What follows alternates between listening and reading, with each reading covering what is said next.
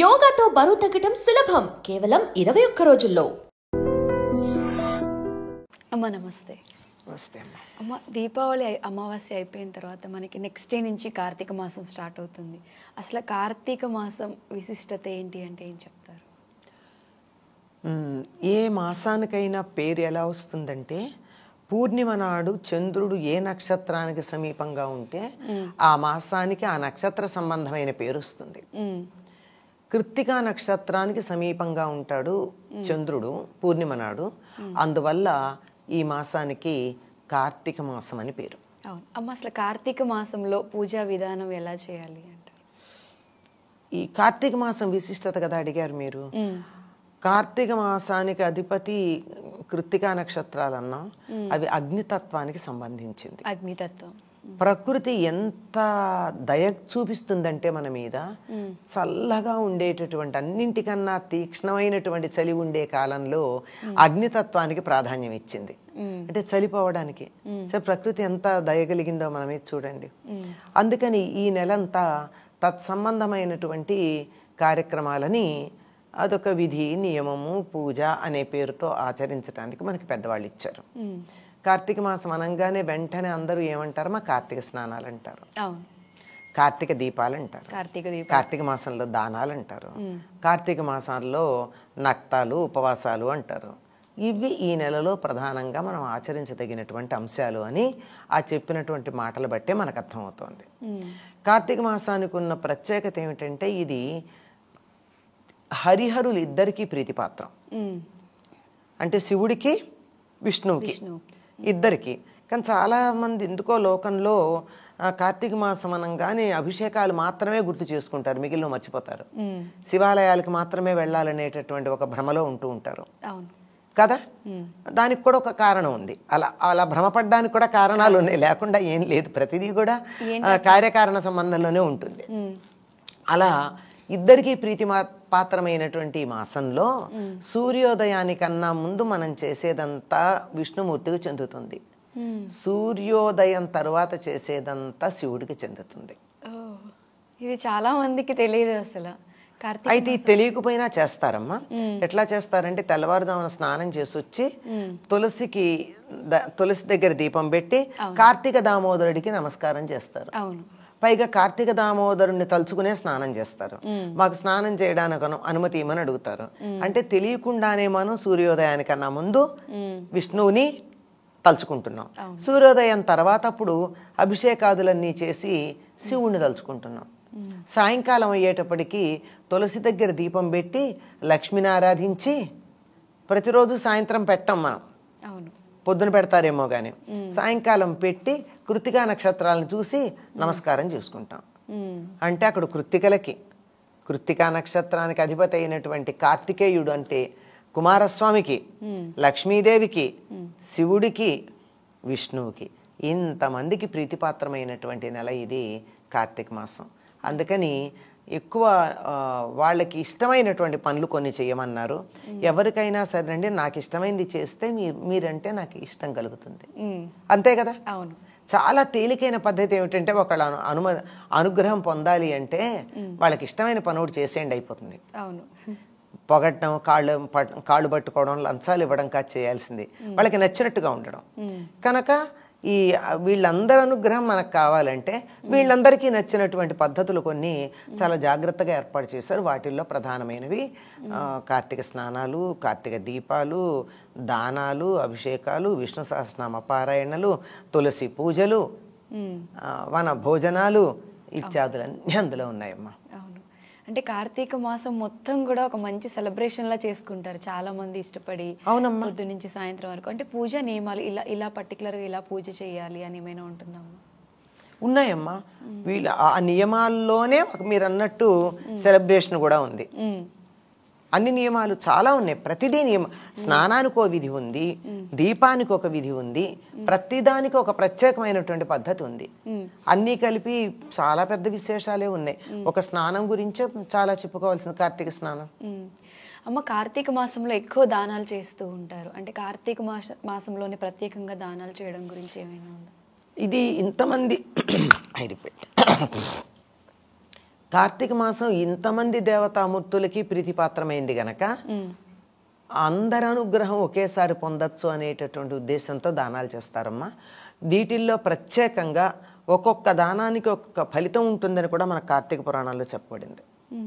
కార్తీక పురాణం అంటే ప్రత్యేకంగా మనకి భాగవతం లాగాను, లేకపోతే పద్మపురాణము, బ్రహ్మవైవర్త పురాణం లాగా వేరే పురాణం కాదు. స్కాంద పురాణంలో కార్తీక మాసం యొక్క గొప్పతనాన్ని గురించి చెప్పిందంతా ఒకటి కార్తీక పురాణం. పద్మపురాణంలో కార్తీక మాసం గొప్పతనం అంతా చెప్పింది అదొక కార్తీక పురాణం. రెండూ ఉన్నాయి. చిత్రం ఏమిటంటే స్కాంద పురాణంలో ఈ కార్తీక మాసం యొక్క విశిష్టత చెప్పిందంతా కూడా విష్ణుమూర్తి యొక్క గొప్పతనాన్ని గురించి చెప్పింది ఉంటుంది. విష్ణు పూజ తత్సంబంధం. అదే పద్మపురాణంలో చెప్పిందంతా శివుడి యొక్క ప్రాధాన్యం ఉంటుంది. ఇది ఎవరెవరికి చెప్పారు? కృష్ణుడు సాక్షాత్తు సత్యభామాదేవికి చెప్పాడు. కృష్ణుడు చెప్పినటువంటి కార్తీక మహాత్మ్యం అంతా శివ సంబంధం. స్కాంద పురాణంలో చెప్పిందంతా కూడా విష్ణు సంబంధంగా ఉంటాయి. వీటన్నింటిలోనూ కూడా ఉన్నది ఏమిటంటే ఏది దానం చేస్తే ఎటువంటి ఫలితం ఉంటుంది అన్నిటి గురించి ఉంది విడిగా. స్నానం యొక్క ఫలితం ఏమిటి, ఉపవాసం యొక్క ఫలితం ఏమిటి, అలా చెప్పిన దాంట్లో వాళ్ళు చెప్పేటటువంటివి ఏమిటంటే అన్నదానం చాలా ప్రధానమైంది. అన్నదానాన్ని మించిన దానం లోకంలో లేదు. ఏదైనా సరే ఒక దానం చేస్తే ఇంకొంచెం ఇస్తే బాగుండు అనుకుంటారు. 100 రూపాయలు ఇస్తే 200 ఇవ్వకూడదా అనుకుంటారు. కానీ అన్నం మాత్రం ఎంత పెట్టామన్నా చాలంటారు ఒక క్షణాన. కనుక తీసుకున్నటువంటి వారికి తృప్తిని కలిగించే దానాల్లో ప్రధానమైంది, ప్రాణాన్ని నిలబెట్టేటటువంటిది. మరేదైనా ఒక కార్యక్రమం చేయాలంటే మూలాధారమైనటువంటి శరీరానికి శక్తినిచ్చేటటువంటిది అన్నదానం చాలా ప్రధానం. అన్నదానం, వస్త్రదానం, హిరణ్యదానం అంటే బంగారం దానం, రౌప్యదానం అంటే వెండిని దానం చేయడం, అలాగే సాలగ్రామం గురించి చెప్పారు కదా. సాలగ్రామం దానం అంటే ఒక సాలగ్రామం తెచ్చి అక్కడ ఇచ్చేస్తే సాలగ్రామ దానం అయిపోదమ్మా. ఆ సాలగ్రామానికి పూజ చేయడానికి దరిదాపుల్లో కనీసం ఒక సంవత్సరానికి ఎంత అవుతుందో అంత దాంతో పాటు ఇవ్వాలి.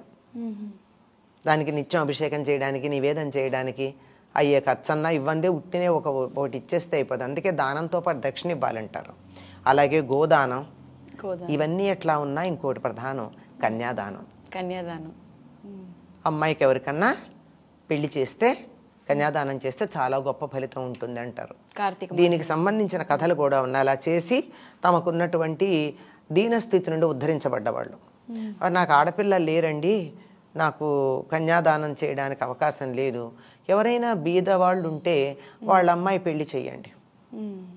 అంత పెళ్లి చేసే శక్తి సామర్థ్యాలు లేవు, నాకు ఆర్థిక స్తోమత అంత లేదు, కానీ చెయ్యాలని ఉంది, చెయ్యలేను కనుక వాళ్ళు చేస్తూ ఉంటే, ఎవరైనా అమ్మాయి పెళ్లి చేస్తూ ఉంటే అందులో కొంత ఖర్చు భరించండి. ఆ పుణ్యం అంతా వచ్చేస్తుంది. అంతా రాదు, పుణ్యం వస్తుంది. అంతా ఎందుకు వస్తుంది? కొంచెమైనా వస్తుంది, కొంతైనా వస్తుంది. మనకు కావలసినంత వస్తుంది. మన శక్తి సామర్థ్యాలు ఎంత ఉన్నాయో దాన్ని అనుసరించిస్తే, నాకు 100 రూపాయలు ఇవ్వగలిగిన సామర్థ్యం ఉండి 10 రూపాయలు ఇస్తే నాకు 10% వస్తుంది పుణ్యం. నాకు 10 రూపాయలు ఇవ్వగలిగిన సామర్థ్యం ఉండి 10 రూపాయలు ఇస్తే ఫుల్ వస్తుంది. నా సామర్థ్యాన్ని అనుసరించి నా దగ్గర ఉన్న దాంట్లో నేను ఎంత ఇవ్వడానికి వీలుందో అంత ఇవ్వాలి.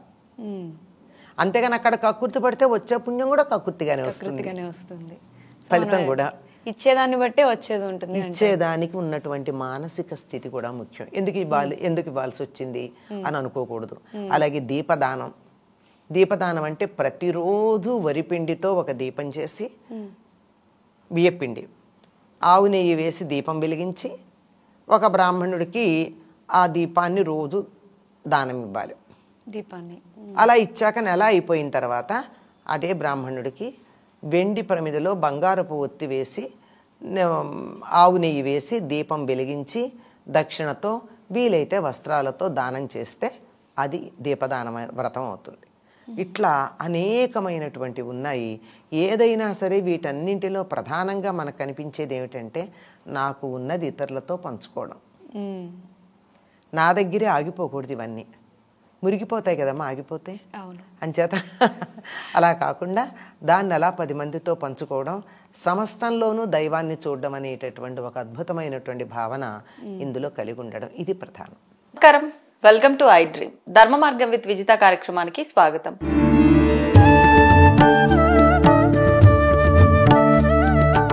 నమస్తే అమ్మా. నమస్తే అమ్మా. అమ్మ, కార్తీక మాసం రాబోతోంది. కార్తీక మాసం అనగానే అందరికీ గుర్తొచ్చేది దీపారాధనకి చాలా ప్రాముఖ్యత అని చెప్పి, శివకేశవుల ఆరాధన అని చెప్పి ఖచ్చితంగా కూడా ప్రతి ఒక్కరికి తెలిసిందే. అసలు ఏంటి, ఎందుకు ఈ కార్తీక మాసం దీపారాధనకి ఇంత విశేషము, ఈ మాసం యొక్క ప్రత్యేకత, దీపారాధన గురించి వివరించండి. కార్తీక మాసంలో పున్నమి నాటికి కృతికా నక్షత్రం చంద్రుడికి దగ్గరగా ఉంటుంది కనుక ఈ నెలని కార్తీక మాసం అన్నారు, ఆ నక్షత్రం పేరు మీద. మనకు వచ్చే మాసాలన్నీ కూడా అలాంటివే. అలానే మొన్న అశ్విని నక్షత్రం దగ్గరగా ఉంది కనుక అశ్విని అయింది, ఇప్పుడేమో కార్తీకం. ఓకే. చీకటి రాత్రులు వస్తున్నాయి ఇంకంతా మనకి. ఆ చీకటి రాత్రులు వస్తున్న దానికి సంకేతంగా దీపాలు పెట్టడం అనేది అలవాటైంది. పైగా పితృదేవతలు పైకి వెళ్తూ ఉంటే ఆ మార్గాన్ని అంతా వెళ్లే వాళ్ళందరూ వెళ్ళటానికి వీలుగా ఈ నెలంతా కూడా వాళ్ళకి దీపాల దారి ఏర్పరుస్తున్నాం అనమాట. ఆ దీపాల దారే ఇది. అందుకే దీపావళి ఎక్కువ దీపాలు పెడతాం ఆ రోజు. నెమ్మది నెమ్మదిగా దీపాలు తగ్గించి గుమ్మానికి అటు ఇటు దీపాలు పెడతాం. అవును. తులసి దగ్గర దీపాలు పెడతాం, దేవుడి దగ్గర దీపాలు పెడతాం. ఇవి పెడుతూనే ఉంటారు అందరు. ఇవి కాకుండా ఆకాశ దీపాలు పెడతారు. ఆకాశ దీపాలు పెట్టడానికి పైకి వెళ్తున్న వాళ్ళకి పైకి కూడా మార్గం చూపించడానికి వీలుగా ప్రతి ఇంట్లో కూడా ఈ ఆకాశ దీపం పెట్టుకుంటే చాలా మంచిది. దేవాలయాల్లో పెడతారు. కార్తీక మాసం అంతా దీపాల పండుగ. అసలు దీపాలతో దీపాల పండుగ మొదలవుతోంది. కార్తీక మాసం అంతా దీపాల పండుగే. ఆ కార్తీక పున్నమికి చాలా విశేషంగా దీపాలు పెడతారు. నదుల్లో, చెరువుల్లో, పుష్కరిణుల్లో దీపాలు వదులుతారు. నీళ్లలో లేకపోయినా ఇంట్లో ఒక టబ్ లో అయినా పెట్టుకుని దీపాలు వదులుతారు. ఈ వాటన్నిటికీ కారణం అంతా ఈ దీపాలు కొంతవరకు పయనించి కొన్ని అందరికి దారి చూపాలి. ఈ దీపం వెలుగుతూ ఉన్నంతసేపు మనకు అన్ని మనం చేసిన పనులన్నీ మన పుణ్యం మన లభిస్తుంది, మనం చేసిన పూజ దేవుడు స్వీకరిస్తున్నాడు అని సాంకేతికంగా తీసుకుంటారు. ఈ దీపాలు ఆకాశ దీపాలు పెట్టేటప్పుడు మొత్తం 9 దీపాల్లాగా పెట్టి, అంటే 3, 3, 3 ఒక మ్యాట్రిక్స్ లాగా వేసుకొని 9 దీపాలు పెట్టి, అన్ని నూనె దీపాలే. ఈ కార్తీక మాసంలో పెట్టే దీపాలన్నీ నూనె దీపాలే. ఓకే. దానివల్ల ఆ నూనె అంటే తైలం కదా, తిల్లల నుంచి వచ్చింది. ఆ శని దోషాలు కూడా అవన్నీ పోతాయి.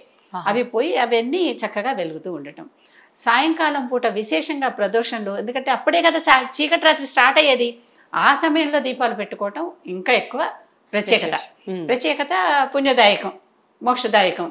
అసలు కార్తీక మాసంలో శివుని ఆరాధన, కేశవుని ఆరాధన. శివకేశవులు ఇద్దరు అభేదం. ఎప్పుడు ఆయనే ఈయన ఆయన, దాంట్లో ఎటువంటిది లేదు. లోపల శివ అంటే కేశవ, శివుడు ఎక్కడంటే కేశవుడిలో ఉన్నాడు అని చెప్తా అంట. శివుడేడి అంటే కేశవుడిలో ఉన్నాడు అని. ఇప్పుడు మన శరీరాన్ని కూడా ఉన్నంతసేపు మనం చక్కగా శివం, ఆ ప్రాణం పోతే శవం, అలా ఉంటుంది అనమాట పద్ధతి అంతా.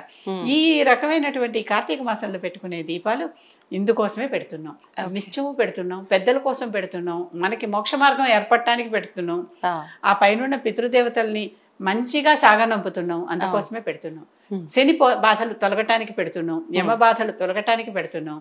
ఇది గుర్తుపెట్టుకుని ఈ నెలంతా కూడా అందరూ దీపాలు పెట్టుకుంటే మంచిది. ఇప్పుడు మీరు అన్నట్టుగా శని బాధలు తొలగిపోవడానికంటే నువ్వుల నూనె అన్నారు, కానీ కార్తీక మాసంలో ఇంకా రకరకాల దీపారాధనలు చేస్తూ ఉంటారు. దీపాల లోపల మనం పెట్టేటటువంటివి ఆవు నెయ్యి, అంటే తైలమే కాకుండా ఎన్నో రకాలైన ఇప నూనెతో దీపం పెడుతూ ఉంటారు, ఆముదంతో దీపం పెడుతూ ఉంటారు. రకరకాల ఆలయాలు ఆముదం నూనెలతో నూనె అనొచ్చు, తైలం అనకూడదు.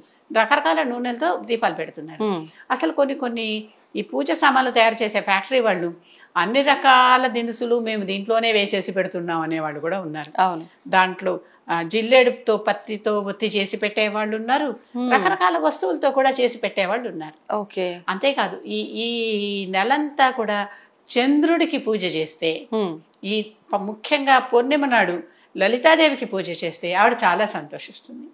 కార్తీక పౌర్ణమి నాడు వెన్నెలలో, శరత్ పూర్ణిమ ఆశ్వేజంలో ఒకటి అయిపోయింది, ఇప్పుడు రాబోతోంది ఇంకొకటి. ఆ రోజున చక్కగా పాలతో ప్రసాదం వండి, అంటే పాయసాన్నం వండి, ఆ పాయసానాన్ని తీసుకెళ్లి వెన్నెలలో పెట్టి జాగ్రత్తగా, అపార్ట్మెంట్లు కనిపించిన వాళ్ళు జాగ్రత్తగా చూసుకుని ఎక్కడ కనిపిస్తుందో అక్కడ వెన్నెల దాంట్లో పడాలి. అలా వెన్నెల కిరణాలు పడేలాగా పెట్టి అక్కడ లలిత సహస్రనామం స్తోత్రం చేసుకుని ఆ కూర్చుని ఎంతసేపు చేసుకోగలిగితే అంతసేపు చేసుకుని, ఈ పాలు కానీ ఏ వండలేకపోతే పాలైనా సరే నైవేద్యం పెడితే ఆ పాలు అమృతం అవుతాయి. చంద్రుడి నుంచి వచ్చే కిరణాలు సుధాంశు కిరణాలు. ఆహా. అది ఈ శరత్ ఋతువులో చాలా ప్రత్యేకంగా విశేషంగా ఎక్కువ పవర్ఫుల్ గా వస్తాయి అవి. అందుకే ఇప్పుడు వెన్నెల చల్లగా హాయిగా ఉంటుంది. అవును. అటువంటి సుధా అంటే ఏంటి? అమృతం. ఆయన నుంచి వచ్చేటటువంటి అమృతపు కిరణాలు పాలలో పడి దీనిని ఈ పాయసానంలో పడి దీనిని అమృతం చేస్తాయి. ఆ ప్రసాదం తీసుకున్న వాళ్ళందరికీ ఆరోగ్యం, ఆ ప్రసాదం తీసుకున్న వాళ్ళందరికీ ఐశ్వర్యం, ఆనందం. కనుక కార్తీకంలో వచ్చేటటువంటి విశేషమైనటువంటి పున్నమి నాడు వృధా చేసుకోకుండా ఇది ఎక్కడ లలితమ్మ వారే స్వయంగా ఫలశ్రుతిలో చెప్పారు ఉత్తరపీఠికలో. ఆవిడ స్తోత్రంలోనే చివరిలో ఈ రోజున ఇలా చెయ్యండి నాకు చాలా సంతోషం అన్నారు. లలిత మహాలక్ష్మి ఇద్దరు ఒకటే కదా, కనుక అది లలితాదేవి పూజ అనుకోండి, మహాలక్ష్మి పూజ అనుకోండి. ఆ రోజు ఆ స్తోత్రం చేసి పాయసాన్ని నైవేద్యం పెడితే వెన్నెల్లో కూర్చొని చదవాలి, కనుక చాలా మంచిది. ఓకే. ఇప్పుడు ఇంకా ఉసిరికాయ దీపాలు అని చెప్పి, పిండి దీపాలు, ఉసిరికాయ దీపాలు పెడతారు, నారికేళం కొబ్బరికాయ కొట్టి దాంట్లో దీపాలు పెడతారు, నిమ్మకాయలో దీపాలు పెడతారు. నిమ్మకాయ దీపాలేమో రాహు దీపాలు అని చెప్పి మధ్యాహ్నం పూట పెడతారు, రాహుకాలం సమయంలో.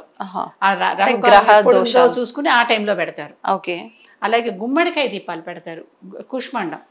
దాన్ని కూడా ఇలా పగలకొట్టి దాంట్లో కాస్త నూనె వేసి ఒత్తి వేసి దీపాలు వెలిగించి అమ్మవారికి అటు ఇటు పెడితే అమ్మవారికి కుష్మాండం చాలా ఇష్టం, చాలా సంతోషపడుతుంది.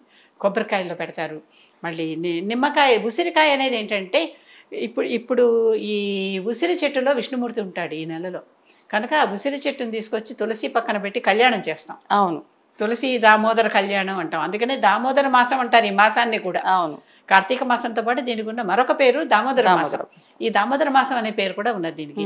కనుక ఆ దామోదరుణ్ణి అంటే దామము ఉదరమందు గల విష్ణుమూర్తిని, అంటే లోపల నుంచి ఇలా పద్మంలో పైన బ్రహ్మ పుట్టాడు కదా, ఆ రూపంలో ఉన్న విష్ణుమూర్తిని ఉసిరి చెట్టులో ఆవాహన చేసుకుని, మరి ఆ ఉసిరికాయలు దాని ఫలితమే కదా. అవును. కనుక ఈ సమయంలో ఆ ఉసిరికాయలతో పూజ చేయటం, ఆ ఉసిరి చెట్టుకి పూజ చేయటం, ఉసిరికాయల్ని అక్కడ నైవేద్యంగా పెట్టడం, దాని మీద ఒత్తి వేసి వెలిగించి అది వాళ్ళ ముందర దీపంలాగా పెట్టడం. దామోదరుడికి ప్రీతి, అందుకని పెడతాం. అలాగే ఈ మాసంలో తులసికి, దామోదరుడికి అంటే ఉసిరి చెట్టుకి తులసి చెట్టుకి కళ్యాణం చేయటం. అవును. ఆ కళ్యాణం కూడా చాలా విశేషంగా ప్రత్యేకంగా జరుగుతుంది. ఆ కళ్యాణం చెట్లకే పూజ చేయటం. మనం నేచర్ ని నమ్ముతాము, ప్రకృతే మనకి దేవుడిగా మనం భావిస్తాము అని చెప్పడానికి ఇది ఉదాహరణ. అంత ఖచ్చితంగా. ఓకే, ధన్యవాదాలమ్మా.